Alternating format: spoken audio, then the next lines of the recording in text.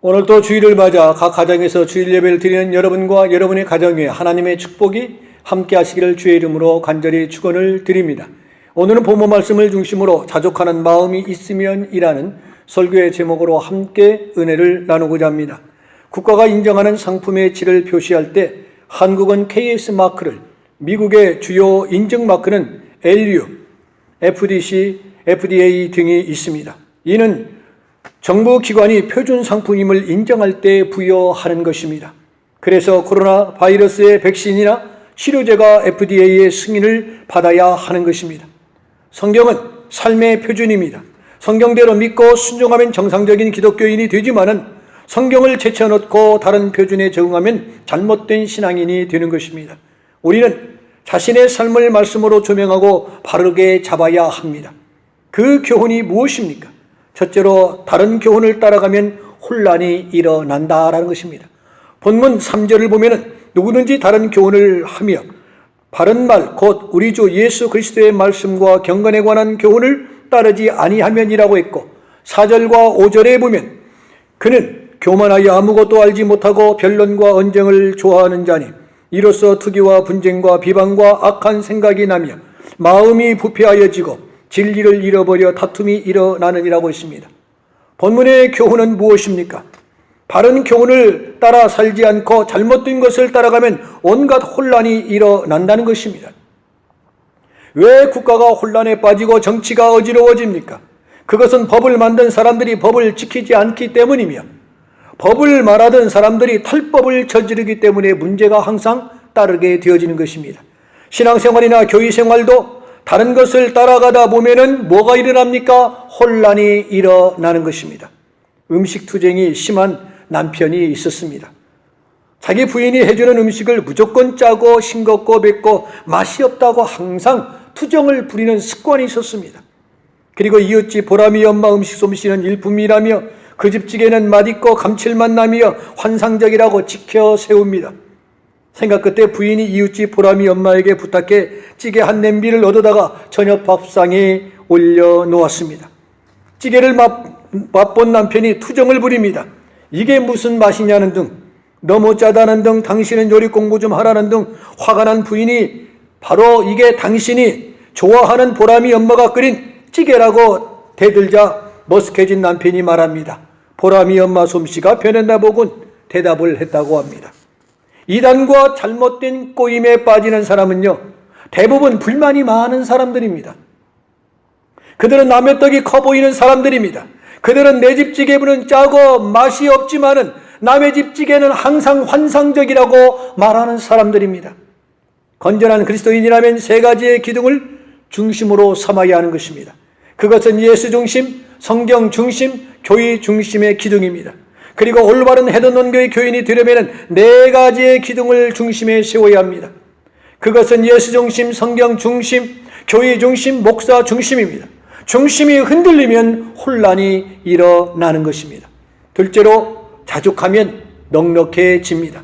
본문 6절을 보면 자족하는 마음이 있으면 경건은 큰 이익이 되느니라고 했고 7, 8절에 우리가 세상에 아무것도 가지고 온 것이 없으면 또한 아무것도 가지고 가지 못하리니 우리가 먹을 것과 입을 것이 있은즉 족한 줄로 알 것이니라고 했습니다.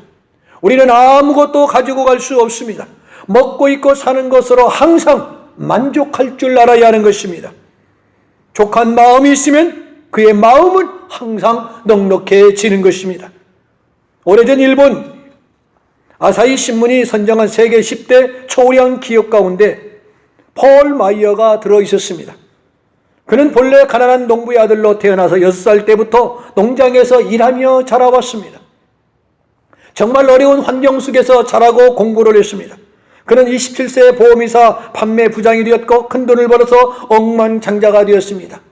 승승장구하던 그가 동업자의 배신으로 그의 보험회사가 부도가 나 그리고 전 재산을 다 날리고 10만 달러의 빚까지 지게 되었던 것입니다.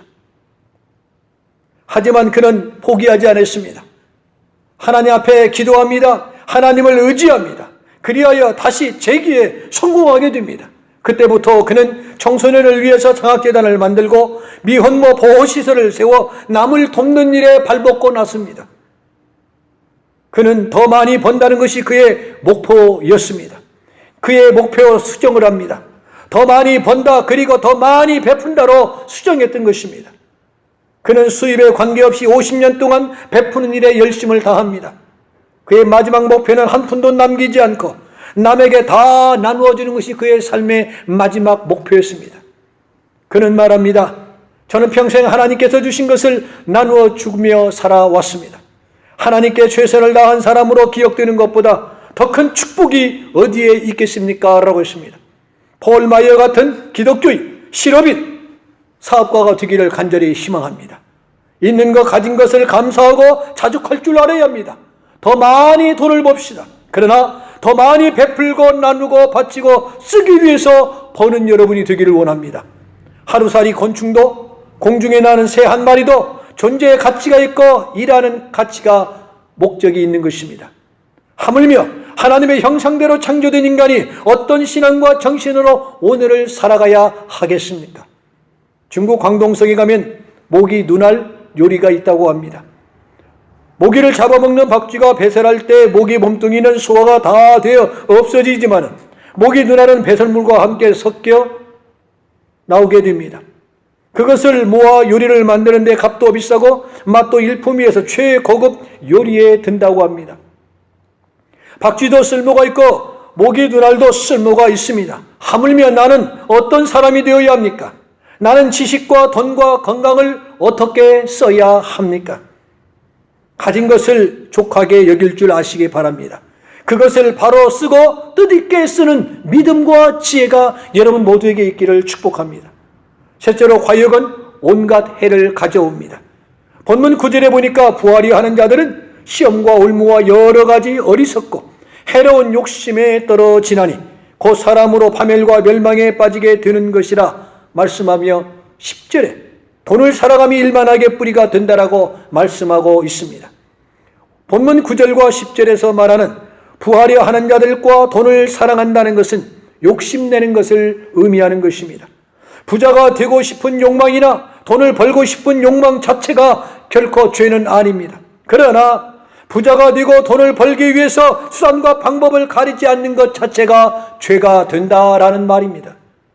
미국이 낳은 세계적인 작가 해밍웨이는 불후의 명작들을 많이 남겼습니다. 그의 대표작을 보면은 무기여 잘 있거라, 누구를 위하여 총은 울리나, 노인과 바다 등은 영화화된 작품들입니다. 어느 날 미국의 위스키 회사 간부가 해밍웨이를 찾아왔습니다. 해밍웨이의 덕수염을 본 술회사 간부는 즉석에서 자기네 회사 위스키 광고 모델이 되어달라고 간청합니다. 해밍웨이가 질문합니다. 왜 나 같은 사람을 광고 모델로 정하셨습니까? 라고 묻습니다. 그때 그는 대답하기를 선생님은 세상에서 가장 멋진 턱수염을 가지셨습니다. 선생님이 위스키잔을 입으로 가져가며 선전하는 모습을 광고로 만든다면 대박이 터질 것이 뻔하기 때문에 선생님을 필요로 합니다. 조건은 광고 출연료 $4,000와 평생 마실 수 있는 술을 제공해 주겠다는 것입니다. 해밍웨이는 한참 동안 생각에 잠깁니다. 그리고 대답합니다. 유감입니다. 사양하겠습니다. 돌아가 주시면 좋겠습니다. 그가 돌아간 후 비서가 묻습니다. 선생님, 왜 거절하셨습니까? 해밍웨이의 대답은 다음과 같습니다. 턱수염을 빌려달라는 사람에게 어떻게 내 이름을 빌려줄 수 있겠는가? 그리고 술을 마실 때마다 술꾼들이 나를 상상할 텐데 그걸 어떻게 내가 참을 수 있겠는가라는 것입니다. 그렇습니다. 돈은 정당하게 벌어야 가치가 있는 것입니다. 돈이 된다면 무슨 짓이든 서슴지 않는 사람들이 얼마나 많이 있습니까? 목적과 수단을 바꾸지 않습니다. 그러나 기독교인은 그러면 안 된다는 것입니다. 사람이 욕심에 사로잡히면 수단과 방법을 가리지 않게 되고 정신적으로 안정을 잊어버리게 되어집니다. 그래서 가끔 잘못된 길로 가는 사람을 향하여 뭐라고 합니까? 당신 정말 제정신 아니군요. 그래서 베드로는 뭐라고 합니까? 정신 차리라, 깨어 있어라, 근신하라, 당부한 것입니다. 이제 말씀을 마치겠습니다. 사랑하는 교우 여러분, 욕심은 자신을 망칩니다. 욕심은 가정을 망치고 나라를 망치게 되어지는 것입니다. 그런데 욕심은 마약과 같아서 욕심 때문에 망한 사람들을 내 눈으로 보면서도 욕심을 버리지 못하는 것입니다. 돈을 많이 버십시다. 그 돈을 바르게 쓰십시다. 헛된 욕심을 버리시기 바랍니다. 욕심은 일만하게 뿌리가 됩니다. 욕심은 자기를 찌르는 꼬챙이가 됩니다. 야고보서 1장 15절의 말씀을 여러분 주목하십시오. 욕심이 잉태한 적 죄를 낳고 죄가 장성한 적 사망을 낳느니라고 했습니다. 오늘 또 주 안에서 자족한 마음, 넉넉한 삶을 사시는 성도 여러분들이 되시기를 주님의 이름으로 간절히 축원을 드립니다. 기도하시겠습니다. 이제는 우리 주 예수 그리스도의 은혜와 성부 하나님의 무한하옵신 사랑하심과 성령님의 교통 교제 역사 인도 충만하심의 은총이 주 앞에 나와 함께 제단 쌓는 온 교우들과 가정 위에 이제로부터 영원토록 함께 있을지어다. 아멘.